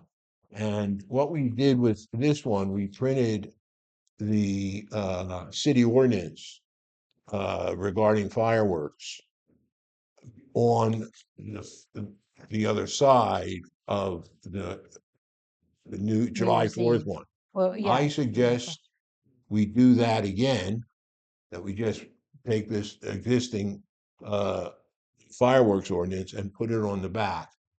And I would say, I believe there's a summer youth program running during the Christmas holidays. There And is. that was one of the major distributions. There was a stack of them in the logger that were red because of the fireworks ordinance. So, and then there was handing out, there was a couple posted around town. The weather was better, so a couple were posted on telephone poles and so on about town. And we had a really quiet New Year's. It was a quiet New Year's. I mean, 4th of July. 4th of July. Yeah. Thank you. 4th of July. In my 44 years in Blue Lake, this past 4th of July was by far the calmest, quietest one. So thank you, Marty. It was really successful. They can be laminated. The city has a laminating machine if we need to have that because of the I think weather. a couple of them were. Okay. They probably were. Okay. Because even in the summer we get rain. I think a couple of the July 4th ones were laminated too. And I'll be here so I can ring the church bells at whatever oh, time you want me okay. to. I don't know if we want to do it at midnight. No, 9 o'clock. 9 o'clock? That was what Well, time? yeah. It was 8 o'clock when we No, when we used, You said 9. Okay. Yeah. okay. So No, I'm saying during COVID, I used to ring the bell at 8 Oh, o'clock. That right. was me that used So to ring the church bells at 8. But I- 9 o'clock is fine. I will take the existing leaflets with your jingle on it to City Hall and ask them to duplicate this, the fireworks ordinance on it. And then we can discuss the distribution in December's meeting. Yeah. And Probably just kind of repeat what we did for July Exactly, 4th, I think. A exactly. lot of social media stuffs, things posted around town. I remember seeing them posted yeah, And if around town. and if that signs the city had there on the museum strip, at this end of the museum strip, Oh, was yeah. really in a good place. And if that's put up again, if it's weather, Yeah, it said 4th of Oh. July, unfortunately. Yeah. Maybe you could go out by the roundabout and get even better. oh, This is- okay, Well- well, that would require Rancheria permission. No, it well, on the roundabout is the Rancheria. On the property where our Welcome to Blue Lake that's true. sign is the school. That's true. And that dovetails into something else that Marty called me about the other night, was to get on the school board meeting agenda to have the New Year's Eve plea handed out to students at Blue Lake Elementary School. And I will go to the school board meeting on the 13th at 6 o'clock, and I will try to get on the agenda.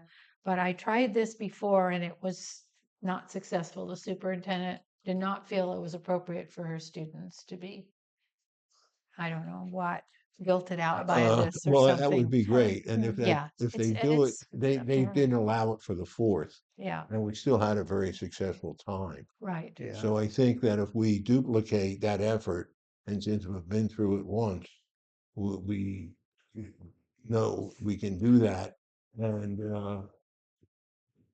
yeah, so I'll Well, I'll do what I can on the end of the school board. I Okay. don't mind that. I'll see if I can get on the agenda, if it's okay with the superintendent.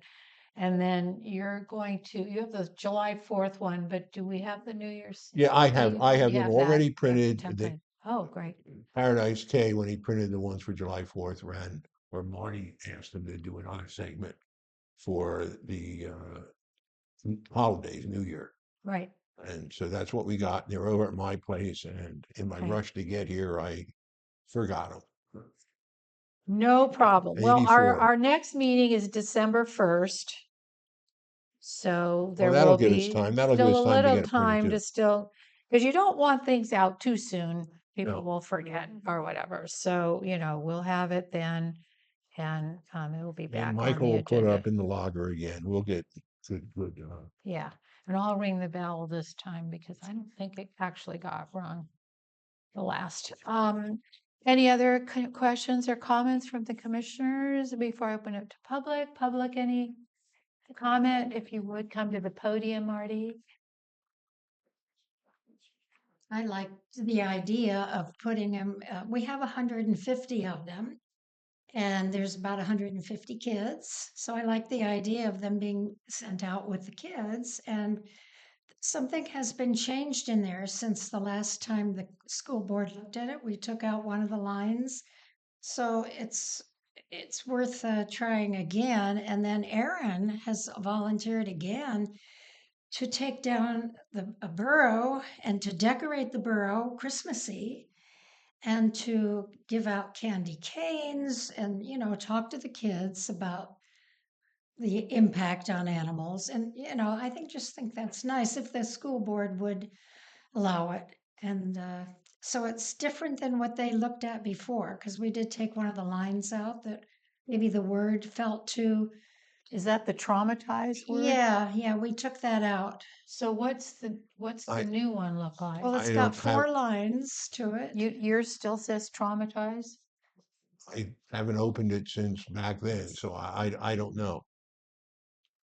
Oh, yeah, the traumatized is still in there. It was another word evidently that we It took used to out. say chimes instead of crimes, Crimes, that was the word, crimes. but, Oh, if you really it does say chimes now. Yeah. Instead of fines. really instead want of the crimes. school to embrace it, you might make a particularly child-friendly one. Well, I don't know. I'm not ready to start redesigning it or anything, but Just different I'm words. just saying that what I feel. I think it would be great to get them out to the school. And you can't talk to Deanne because she goes along with what the school board says. So we got to go to the school board. And then December, we wouldn't want them out before December, just before their vacation, kind of middle of December, maybe. I can see the issue being that kids don't really have a lot of control over who's doing fireworks. That's right.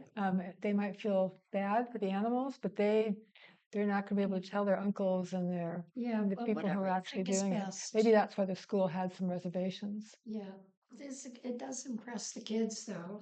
They can pass that on to their parents that, what they said, what we learned in school today is these Well- big bangs affect the dogs and so it spreads that way too, but The school, whatever you decide. the school bailed on us for the 4th, and we still had a very successful Yeah. 4th. And I think that if we do what we did, make it community oriented, and particularly if messages go online, the social media. And I think the printing, I don't remember whose idea it wasn't mine, to print it on the back of your jingle was really a good idea because people were reading it in the locker. The men were reading it and the women. Just take them home and show them to the parents. Yeah. Well, we So- will have a vacation recreation here at the park for Christmas vacation. There'll be a recreation Right. program. The camp. So we have the camp. So Mhm. we'll have some control there, and that'll probably happen at, December 22nd. So that would even that'd give be a very, very that would give timely. enough children. There will be enough children at that we could give Yeah. those out if it doesn't work out with the school. Yeah. I think it was very successful without the school because it was amazing how many fewer fireworks we had. Boy, it was That's what I quiet. heard. It I was heard. quiet. I heard one fireworks, and it wasn't the big heavy booms. It was a little firecracker, the little mm. ones, and it was over here somewhere. Mm. But that's the only one I heard, and that was late at night. That was like 11 p.m. or something. Mm. So Okay. people were aware. Well, the last line of the ordinance, where is it?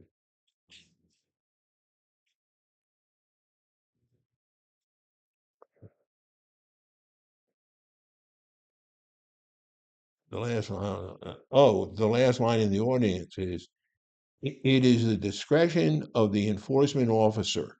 In the discretion of the enforcement officer, any person who violates any provision of this chapter shall be guilty of either one, a misdemeanor and punishable by a fine not exceeding $100 or imprisonment not exceeding 20 days, or two, an administrative fine as may be set by the council by resolution from time to time.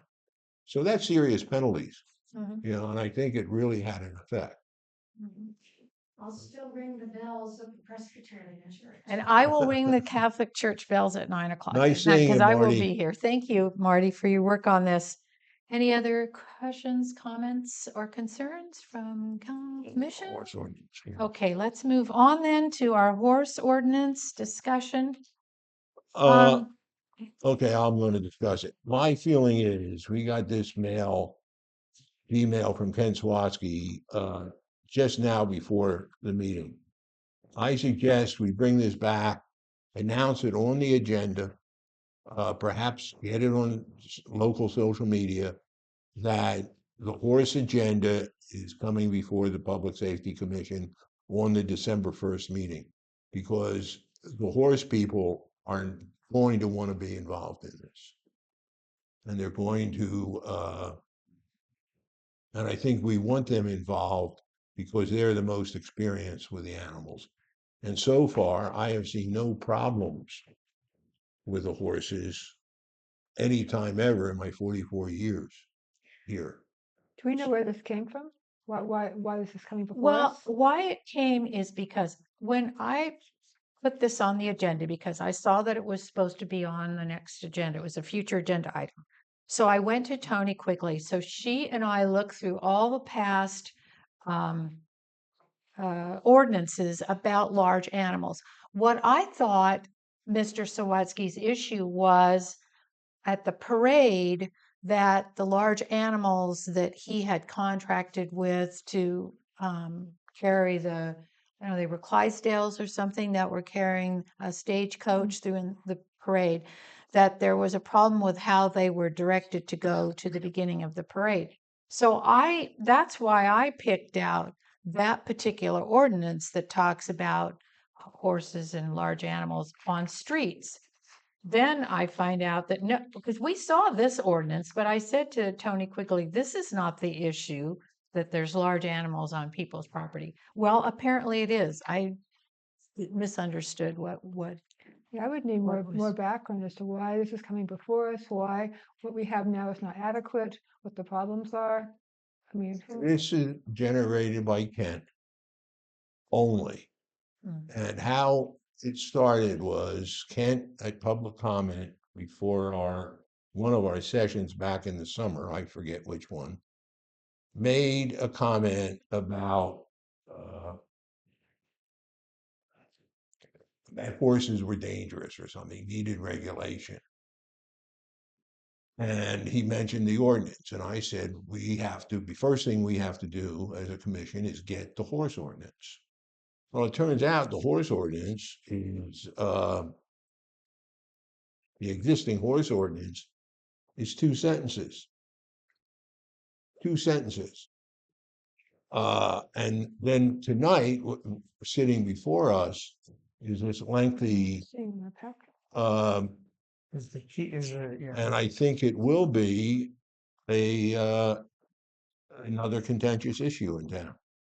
And I just want us to be fair from the beginning of it, and I don't want us to become draconian because people have imaginary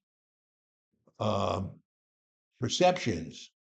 I don't know, that's an oxymoron, but imagination is running wild because there are horses around the area and so on. I happen to think it's a lovely part of Blue Lake having horses, a horse-friendly town. I like it.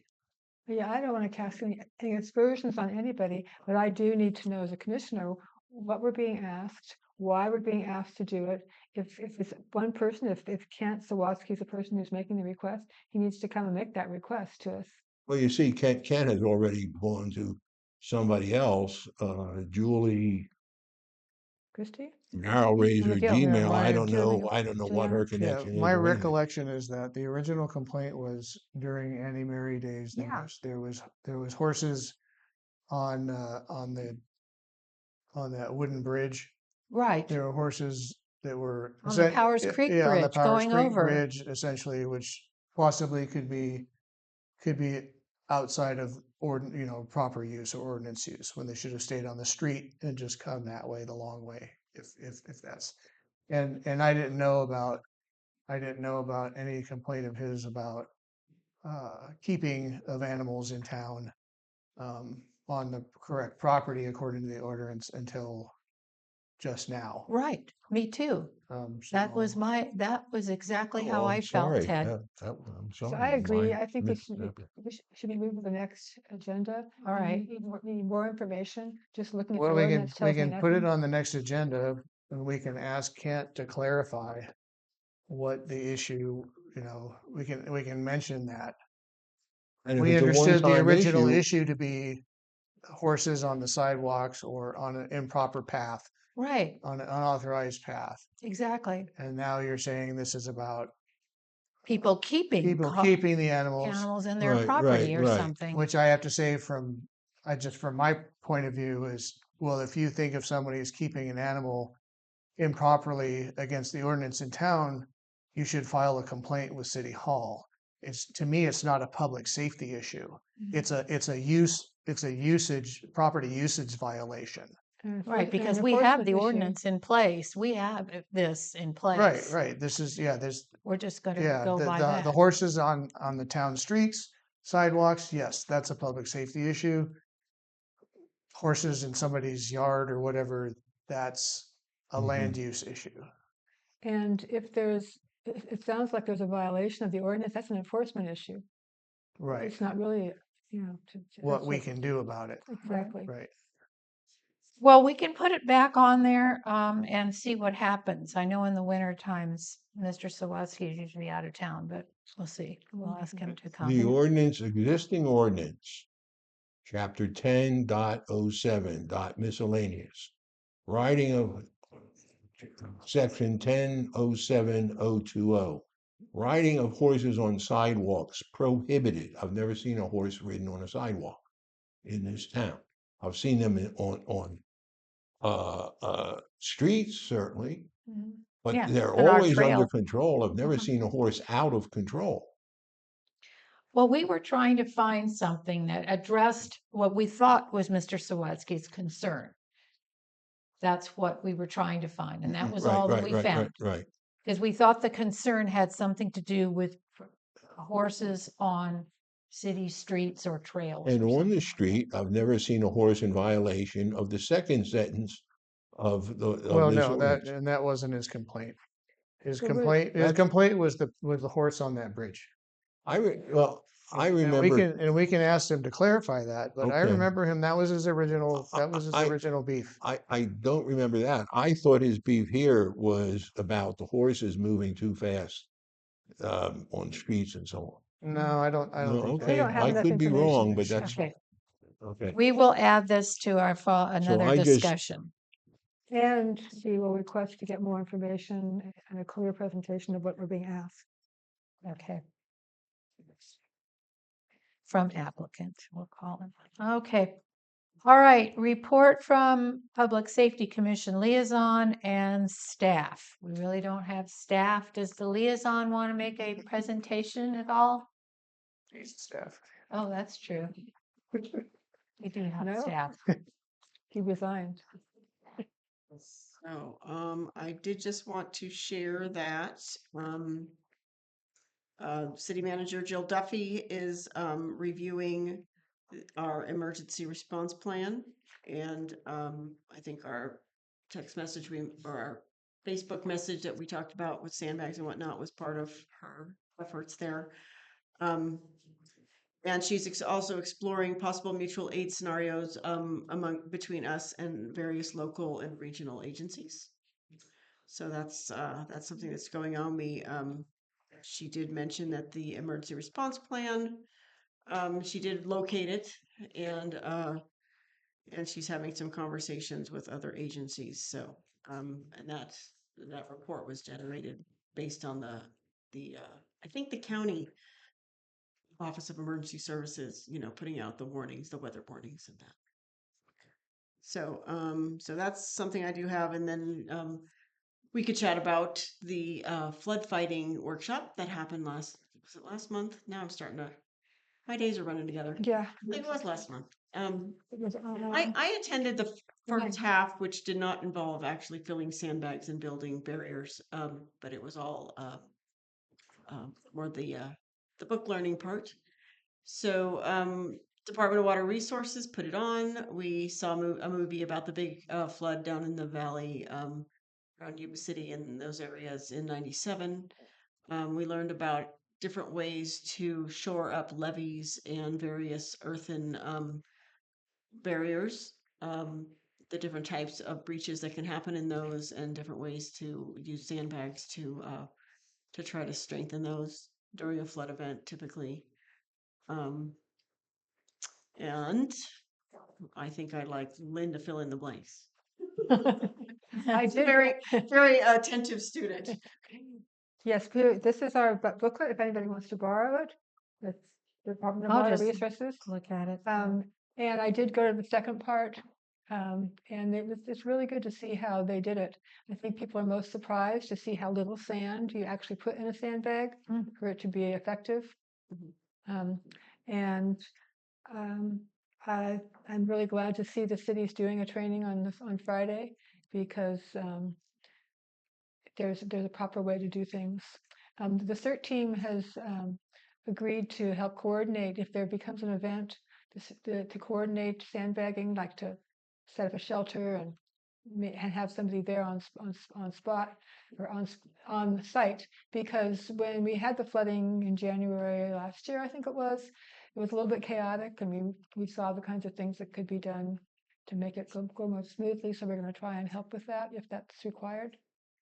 That sounds great. Correct me if I'm wrong, but wasn't this discussed at the last city council meeting that the city decided to buy a huge amount of sand Yes. bags? I think she said there's 1,000 or 2,000 sandbags. Yeah, huge amount, because before that we weren't buying enough of them, and it turns out it's Ran out. we ran Yeah. out, and when there's a need for it, and it's cheaper to just buy a huge amount of it. So you said 1,000 to It's 2,000? 1 or 2,000. I Yeah, don't I recall know. exactly. I remember it was a huge amount, but yeah. And then the sand we get from where? Well, the It's- sand can come from anywhere. I imagine Pepe is probably, Mm. supplying sand. Yeah. I know they had some in the Gravel business. in the corporation yard. They had a big Mhm. pile in the corporation yard and would bring some over. But Because this Yeah. week, if we have a storm, a really bad storm, Wednesday is supposed to be the worst rain. And then that's also a full moon.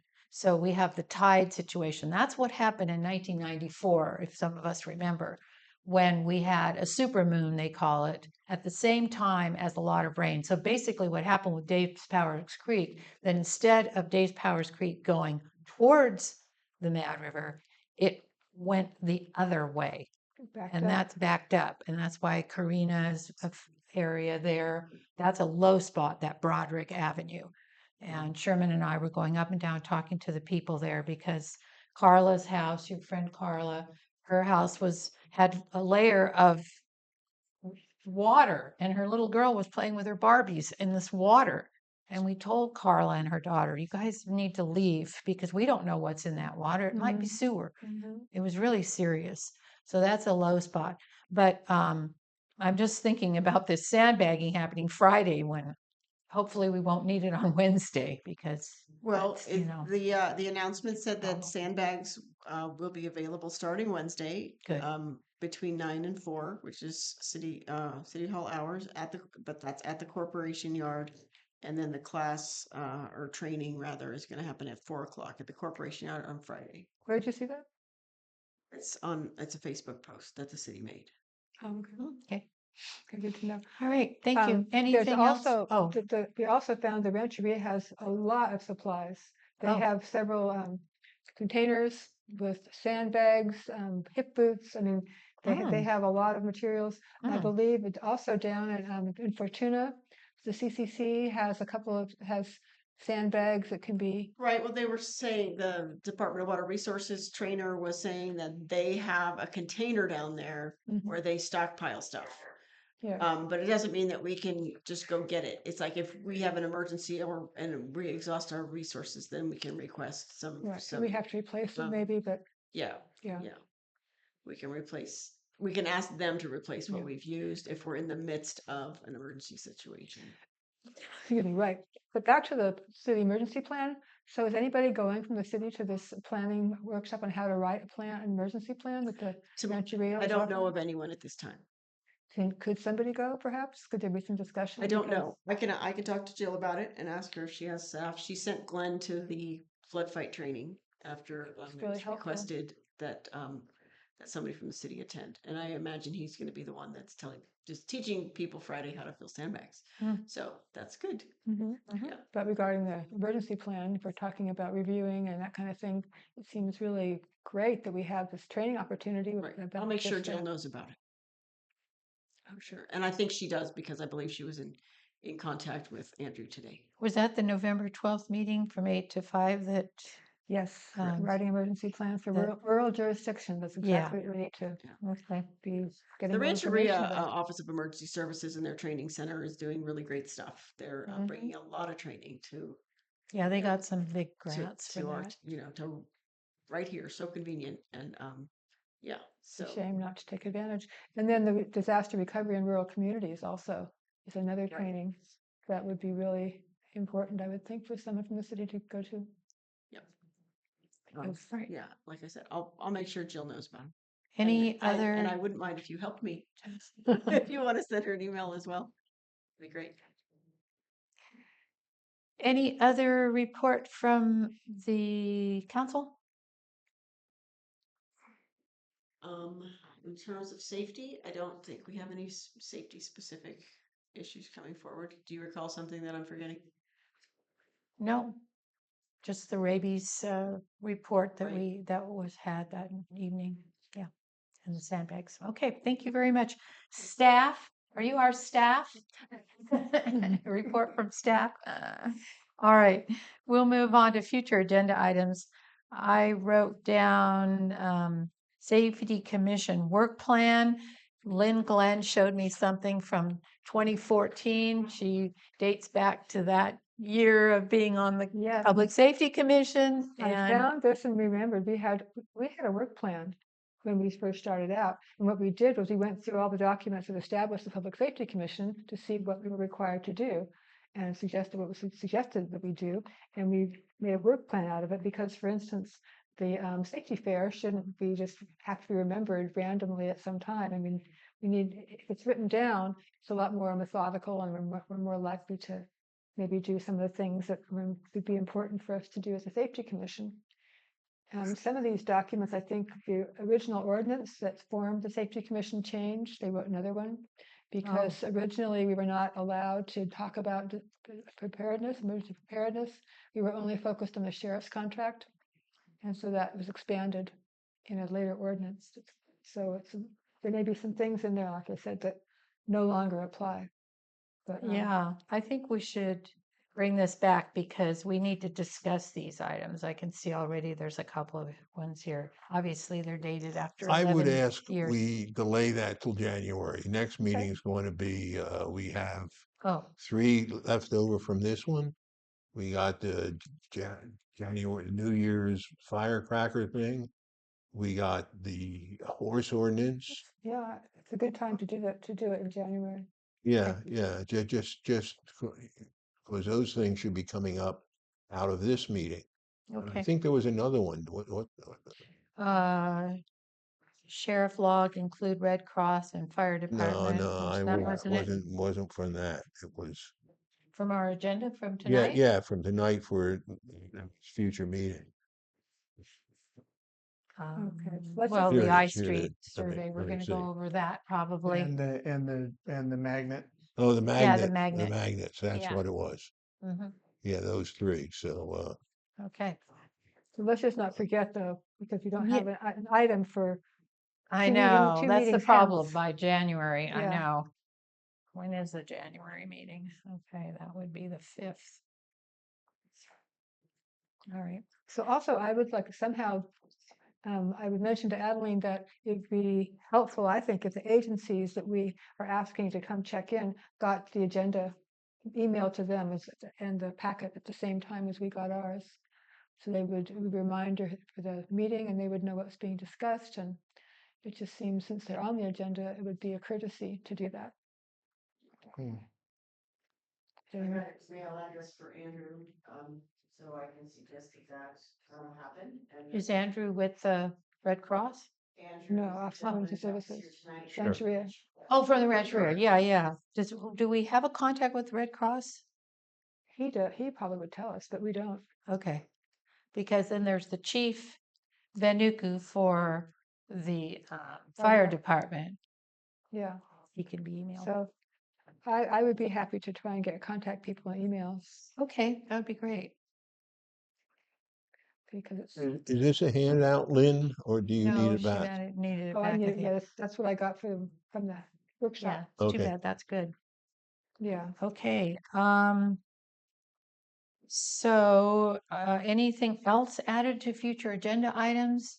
I'm going to Oh. mention that we get the sheriff log, Yes. right? We really Requested want from that. staff. Yes. Yeah. Yeah, we did for a while there. Now we just haven't been. And he gave it to us verbally, but it's nice to be able to see the numbers Right. and Mhm. the I trends. think, yeah, whoever's putting together, if it's Tony that's putting together the, the Agenda. complete packet, s- her or whoever, if she has a helper to learn how to use that system, to download the, You don't have to. They're typically sending those to the city manager. are they? So Yeah. she needs to. make Are you sure- getting a hard copy of that at the council? Okay, yeah, we do need a hard copy of that. Okay, we'll and it get needs to be that. on the agenda. It should be a regular item. Yeah, it used to be. It Yeah. used to be. So the sheriff log is very And- important. And also, Okay. we should probably add to appoint a recording secretary as a regular item. Yeah, I Early know. on in That the wasn't meeting. on there. Yeah, we do need.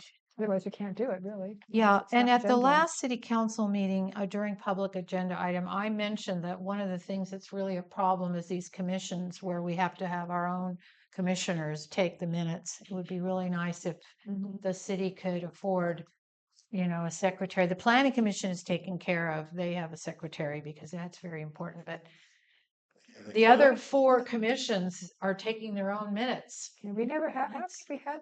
anyone Yeah, who did that Mandy before. used to do it. Yes, she Right, she did. did, but before Mandy, we didn't have, the city manager didn't come because. Well, who of did? Staff time, no one. We just met and we didn't have staff support. But but you That's the had, commission. you had minutes. We would take our own minutes. So somebody amongst yourselves did. Yeah. Okay, well, I think there should be somebody. I mean, if you Well- pay someone $20 an hour, it's a 2-hour meeting plus another hour for the transcribing, that's $60. 60 times 4 is $240 a month for those 4 meetings. I mean, it's doable. Maybe after the budget is. You can pay me finalized. $20 an hour. See, there's somebody that would Wouldn't do get me it, to do it for $20 an hour.